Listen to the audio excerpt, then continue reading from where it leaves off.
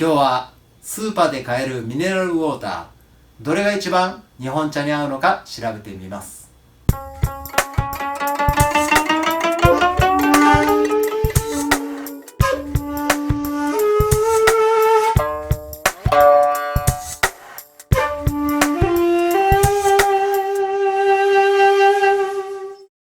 これスーパーで買える軟水をね、中心に集めました。ボルビック、これだけ外国のものですね。あとは全部日本のもの。これスタイル1、プライベートブランドの天然水、そして日田天領水、イロハス、富士山バナジウム天然水、そしてサントリーの天然水ということで、一度ね、サントリーの天然水、南アルプスの天然水はね、飲んだことあるんですけども、一通りもう一度飲んでみたいと思います。で、高度で言うと、ボルビックからだんだん低くなっていってます。これが60で57。これ書いてないんですよね。日田天領水は書いてなかったんですけども、イロハスが 36.1。そして富士山バナジウム天然水が約30。南アルプスの天然水が約30って書いてあるんですね。じゃあ早速飲んでみましょう。ボルビックからですね。スッと入ってきて、飲みやすいですね。次は、スタイル1の天然水。これ違いあるんかな。はっきりとした違いは分かりません。次、日田天領水。これは違う。味がね、違いますね。後味のさらっと抜ける具合は一緒なんですけども、飲んだ時のいろんな味が入ってる感じがします。これ違うな。この2つはどちらかというとスッとね、味がむしろないような感じなんですけども、これ味がありますね。複雑ないろんなものが混ざってるという味です。じゃあイロハス。イロハスはちょっと爽やかな味がします。次は富士山バナジウム天然水ですね。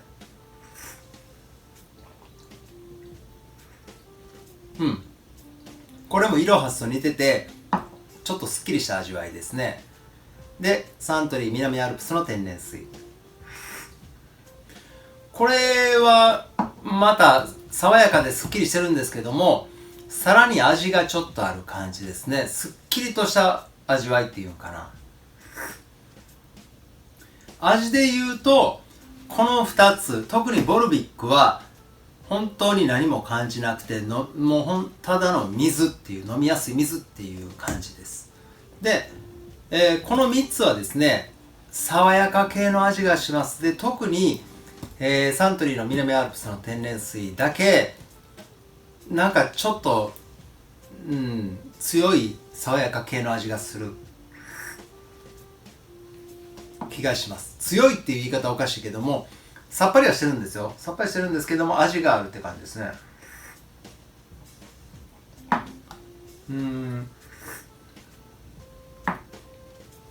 富士山バナジウムの天然水はあまり味がない方かな。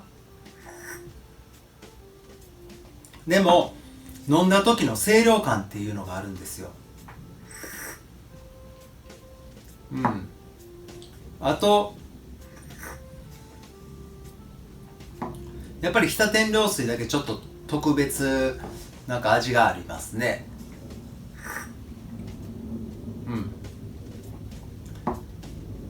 なので大きく分けて今3パターンみたいな感じになってます。無臭というか、フラットなやつで、味が、濃いさっぱり系じゃない味のやつ。多分ね、ミネラル的な味がするんですよね。でも香水みたいに後味がのぺっとした感じじゃなくて、後味はさっぱりしてるというタイプと、あと爽やか系ですね、リフレッシュするような味わいの、この3つパターン、3パターンに分かれますね。じゃあ今度はそのままですね、煎茶入れていきます。煎茶はこれです。これ去年のイベントの時に手摘みをした、水の硬水と軟水の飲み比べの時にも使った煎茶なんですけども、ちょっと違う袋から出したので粉が多いんですよね。なので出方が若干早い感じがします。それに合わせて、さっと出していこうと思ってます。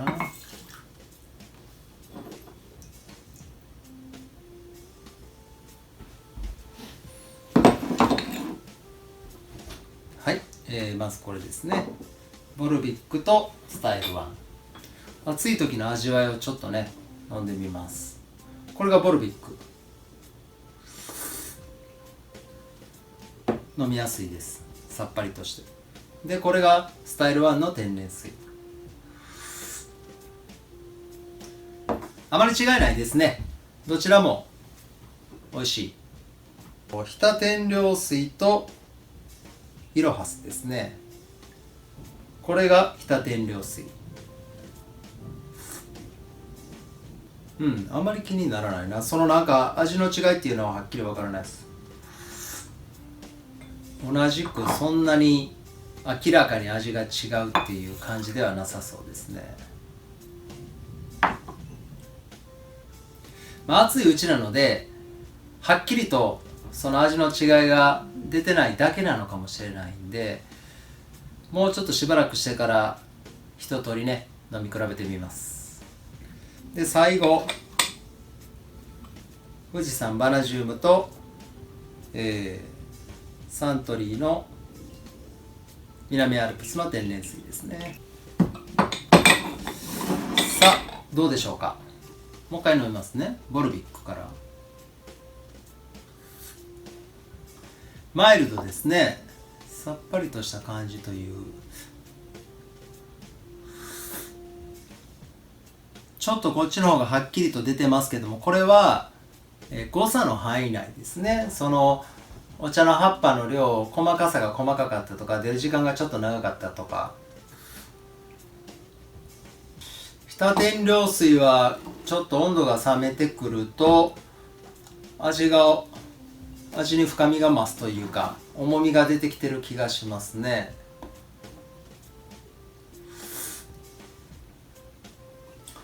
イロハスもそんなに味がどうこうっていうのはないんですけども、渋みを若干感じるんですね。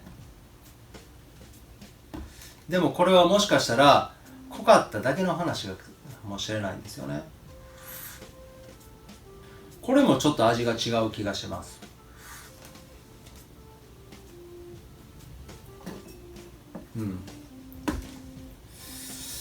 ここら辺はねちょっとお湯の量が少なかったからいうような気するな。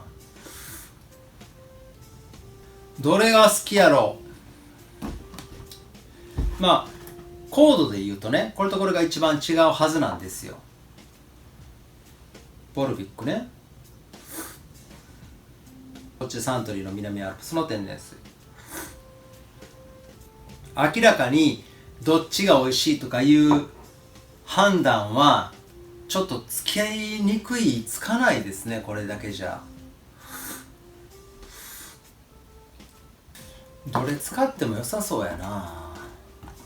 日田天領水だけやっぱりミネラルを感じた分、その香水由来的な舌の上にちょっと残る感じはします。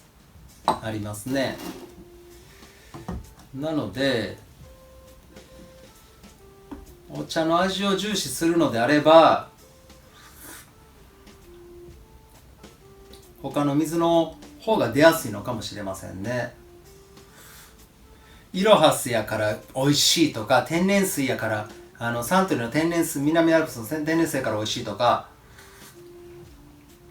そういうねはっきりした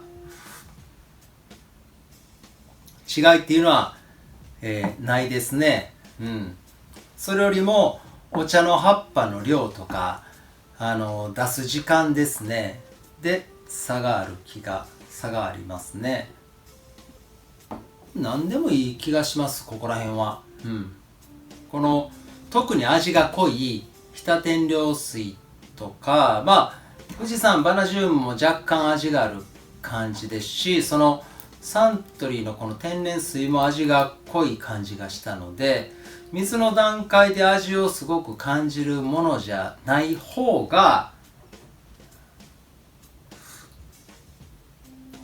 煎茶に関して言うといいと思います。なので硬水と軟水で飲み比べるとすごくこういうサントリーのこれも味の違いとかを感じたんですけども、一色たで考えるとね、ここで日本で買える軟水という意味ではあんまり気にすることないんかな。はい、じゃあ次は、抹茶いきます。ペットボトルのキャップちょうど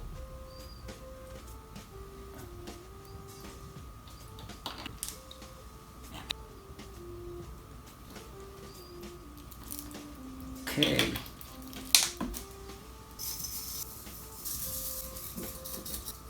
まずはボルビックから。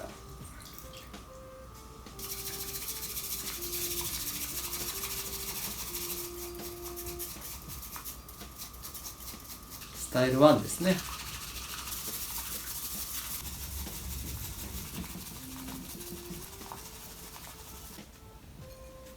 じゃあ早速飲んでいきましょう。見た感じはそんなにね変わりがないです。まずはボルビックね。すっきりした飲み口ですね。次はスタイル1の天然水。特に違いはないですね。次は日田天領水ですね。これもちょっと味が違う感じがしますけども、美味しくないっていうわけでもないんですよね。ではイロハスを。なんかちょっとイロハス渋いな。富士山バナジウムの天然水。なんかその高度が下がるにつれて渋さを感じやすくなってるんですかね。これがサントリー南アルプスの天然水です。いやでもどうやろう、結構僕これボルビックは好きですね。このスタイル1の天然水もお茶の味をそのまま素直に出してる印象があります。やっぱりこの後味に舌の上にギュッとその集まるような重い感じというかはしますね。ただ、煎茶の時も言いましたけども、その後味が香水のようにドロッとしたっていうか、そのベタッとした感じじゃなくてサラッとしてるんですよね。だから結構不思議な、飲み口ですね。イロハスとか結構いいかも。このスタイル1はなんていうんかな、良くも悪くもそのままの水って感じがするんですよね。その清涼感はある程度そのもともと水が持っている清涼感も含まれてくるので、清涼感ちょっと足した方が、この抹茶に関して言うとすっきりして美味しく感じますね。渋みを感じたけどさっきはイロハスはあんまり気にならなくなりましたね。この6つで言うとイロハスが良かったです。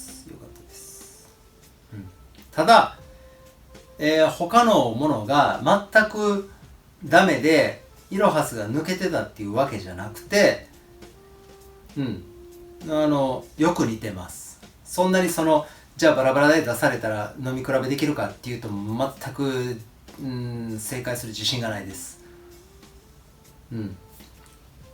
なので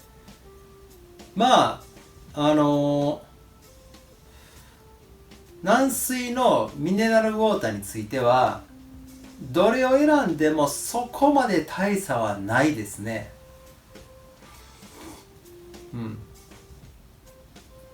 若干でも南アルプスの天然水は、個性が出てきます。